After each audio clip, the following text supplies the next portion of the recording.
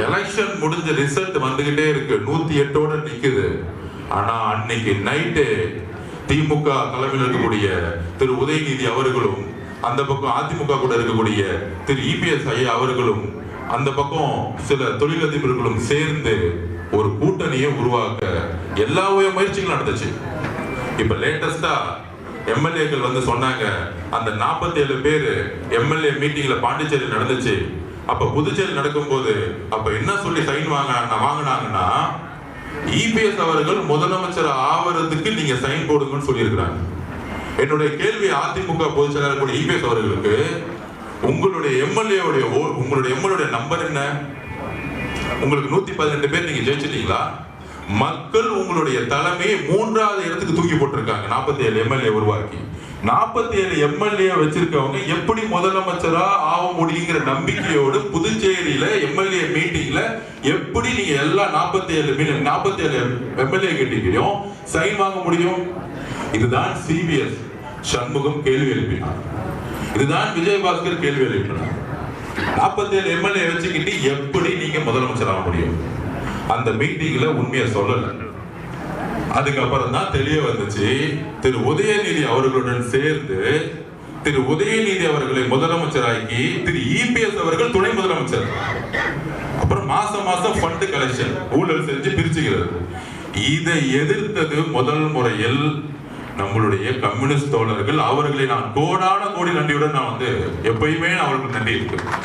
இதை எதிர்த்தது விசிகே, இதை எதிர்த்தது காங்கிரஸ். அதனாலதான் எங்கள் தலைவர் மேல் நம்பிக்கை வைத்து காங்கிரஸ் கட்சி ஆதரவு கொடுத்து கம்யூனிஸ்ட் கட்சிகளும் பிசிகேவும் ஐஎம்களும் ஆதரவு கொடுத்தாங்க.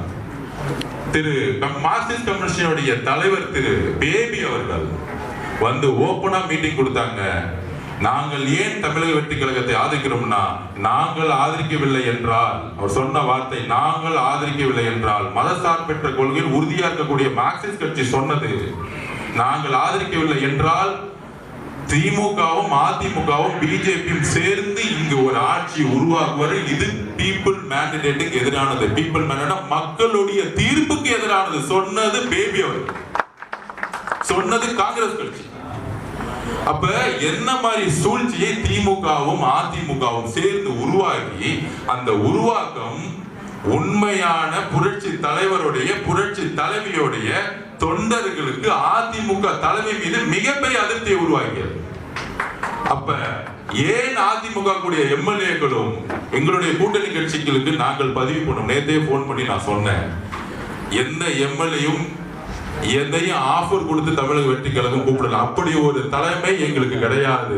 இயற்கையாக நேசிச்சு அன்புடன் அதிமுக கூடிய எம்எல்ஏக்கள், முன்னாள் எம்எல்ஏக்கள், எம்பிக்கள் வராங்கன்னா எங்கள் மீது நம்பிக்கையும் எங்கள் தலைவர் மீது நம்பிக்கையும் மட்டுமே அவங்க வராங்க. வரக்கூடியவர்களை நாங்கள் அன்போடு ஒரு குடும்பம் மாதிரி நாங்க இருந்திருக்கோம்.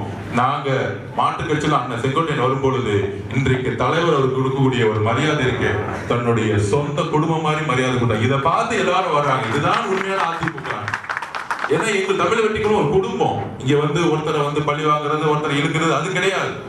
அதை பார்க்கும் பொழுது இந்த ஒரு எண்ணம் தான் அதிமுக இருந்து ஒரு கட்சியில இருந்து எம்எல்ஏ இருந்தாலும் நாங்க ரிசைன் பண்ணிட்டு தமிழக வெற்றி கழகத்தில் இணைந்து நேர்மையாக தேர்தல் எதிர்கொண்டு வாழ்நாள் முழுவதும் தமிழக வெற்றி கழகத்தில் இருக்கணுங்கிற உறுதிமொழியோடு வராங்க.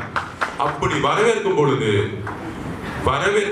அப்படி வரும்பொழுது அன்புடன் வரவேற்கக்கூடிய இடத்தில் தமிழக வெற்றி கழகம் தலைவரும் நாங்களும் இருக்கிறோம். ஏன்னா புரட்சி தலைவர் எம்ஜிஆர் அவர்கள் எதற்காக கட்சியை உருவாக்கினாரோ அவருடைய குறிக்கோளில் வழியில் நடக்கக்கூடிய தமிழக வெற்றி கழகம். அப்ப புரட்சி தலைவர் உயிரோடு இருக்க வரைக்கும் திமுகவுடைய குடும்பம் என்னெல்லாம் சூழ்ச்சி தெரிஞ்சுன்னு அவங்க தெரியும். அவங்களுடைய இறப்புக்கான காரணமும் யாருங்கிறது தெரியும். அப்படி இருக்கும் பொழுது அதிமுகவுடைய பொதுச்செயலாளர் திரு இபிஎஸ் அவர்கள் இந்த ஸ்டாண்ட திமுகவுடன் சேர்ந்து இருக்கக்கூடிய ஸ்டாண்டை எடுத்த ஒரு விஷயம் தான் இன்னைக்கு ஒட்டுமொத்த அதிமுகவுடைய எல்லா தொண்டர்களும் 90% தொண்டர்கள் அதிமுக திமுக தூக்கி எறிகிறது தமிழக வெற்றி கழகத்தோட சேரத்துக்கு முற்பட்டுட்டாங்க. அதோடைய முதல் மீட்டிங் தான் அண்ணன் பொதுச்செயலாளர் அவர்களுடைய தலைமையில் இன்றைக்கு தொழிற்சங்கமா இருந்தாலும் சரி, முன்னாள் மாவட்டம், முன்னாள் எம்எல்ஏ, இந்நாள் எம்எல்ஏ எல்லோரும் சேர்ந்து தமிழக வெற்றி கழகம் தான் இனி எதிர்காலம், தமிழக வெற்றி கழகம் தான் மக்களுக்கு உண்மையான ஆட்சியை உருவாக்க முடியும். அதோடு ஒரே ஒரு தலைமை தான் தமிழ்நாட்டில் இருக்கு, வேற எந்த தலைமையும் நேர்மையாக இல்லைன்னு எங்களுடைய தலைவர் சி ஜோசப் விஜய் அவர்களை நம்பி நீங்கள் கட்சியில் வந்திருக்கீங்க. இதுதான் உண்மை. இப்ப இவங்க 2 பேரும் இணைஞ்ச மாதிரி வந்தாங்க, திடீர்னு 2 பேரும் இணைஞ்ச மாதிரி ஒரு டிராமா ஆடுறாங்க. அண்ணன் சி நேற்று சண்முக அண்ணனும் விஜயபாஸ்கர் அவர்களும் உடன்படிக்கை எல்லாம் நியூஸ்ல வந்துட்டு இருக்கு. சோ இந்த மாதிரி கட்சிகள் 4, 5, 6 இருந்து உடைந்து கடைசியில என்ன தெரியுமா, முன்னாள் முதலமைச்சர் ஓபிஎஸ் அவர்கள் சேர்ந்த திமுக போய் புரட்சி தலைவி அம்மா அவர்களால் முதலமைச்சராக்கப்பட்டவர்கள், புரட்சி தலைவி அம்மா அவர்கள் முதலமைச்சராக்கப்பட்டவர். எங்கிருந்தோ இருந்து தேனியில இருந்தவரை, ஒரு சாதாரணமானவரை அந்த அம்மா முதலமைச்சர் ஆக்கி அழகு பார்த்தாங்க, ஒரு சாமானியனை. ஆனா அந்த அம்மா இறந்த பிறகு ஒருவேளை நமக்கு சீட்டு கிடைக்கல, அரசியலிருந்து ஒதுங்கன்னு அவருக்கு தோணல.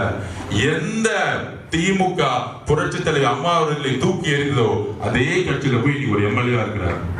இந்த இவருடைய வீழ்ச்சி நாளைக்கு திமுக பக்கம் போய் சேரக்கூடிய நிலைமை வரக்கூடாதுன்னு இன்றைக்கு தமிழக வெற்றி கழகம் மட்டும்தான் ஒரே நம்பிக்கைன்னு ஒவ்வொரு அதிமுகவுடைய நிர்வாகிகளும் அண்ணன் செங்கோட்டையன் எப்படி வந்தாரோ அதே மாதிரி எல்லா நிர்வாகிகளும், ஒன்றிய செயலாளர், கிளை செயலாளர் இருந்து எல்லா நிர்வாகிகளும் எழுதி வைத்துக் கொள், இன்னும் 1 மாசத்துல 90% நிர்வாகிகள் எல்லாரும் அதிமுக இருந்து தமிழக வெற்றி கழகத்தை